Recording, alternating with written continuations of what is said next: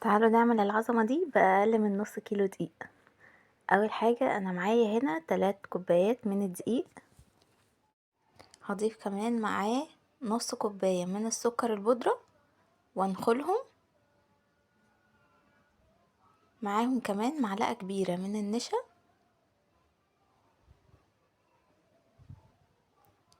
كل الحاجات دي انخلها كويس قوي.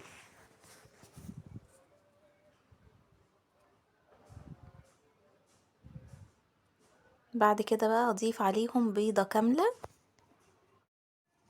بولة تانية هضيف فيها نص كوباية تاني من السكر البودرة وكوباية ونص من الزبدة تكون بدرجة حرارة المطبخ.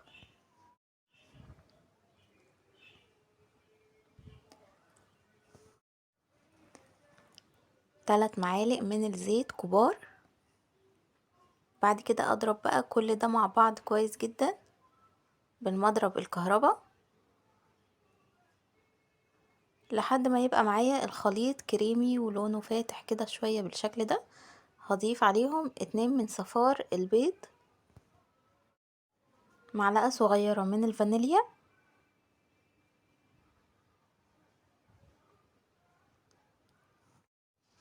اضيف بقى كل ده مع الدقيق والنشا والسكر والبيضة الكاملة اللي احنا ضفناها، والم بقى المكونات مع بعض،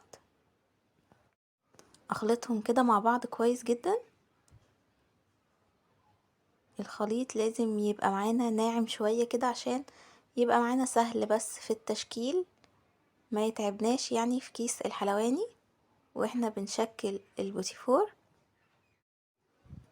اخد بقى نص الكمية دي في بولة تانية وهضيف عليها معلقة كبيرة من الكاكاو، ومن ضمن المكونات اللي احنا حطيناها مع الدقيق والسكر والنشا رشة كده صغيرة من الملح. اخلط بقى الجزء اللي احنا اخدناه ده بالكاكاو عشان يبقى معانا نص شوكولاتة ونص بالفانيليا. الصاج بقى او الصينية ادهنها بالزيت واكون مسخنة الفرن قبلها على درجة حرارة 200.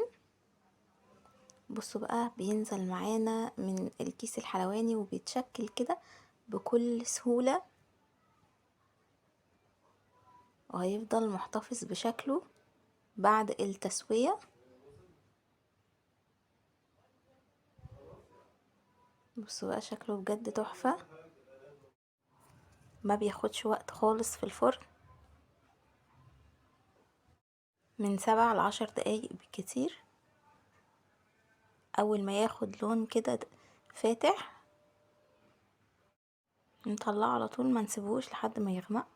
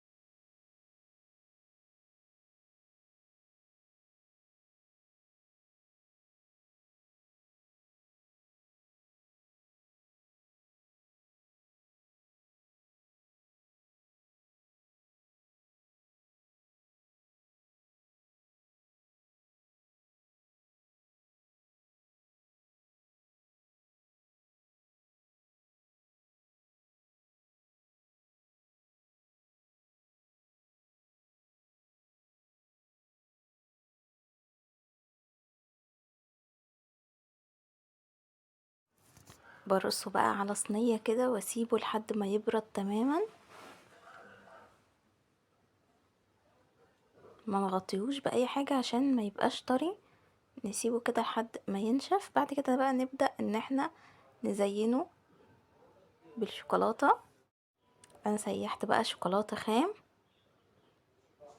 وبلزق كده كل 2 في بعض بمربى، او برضو تعملوه بالشوكولاتة، تلزقوهم يعني بالشوكولاتة.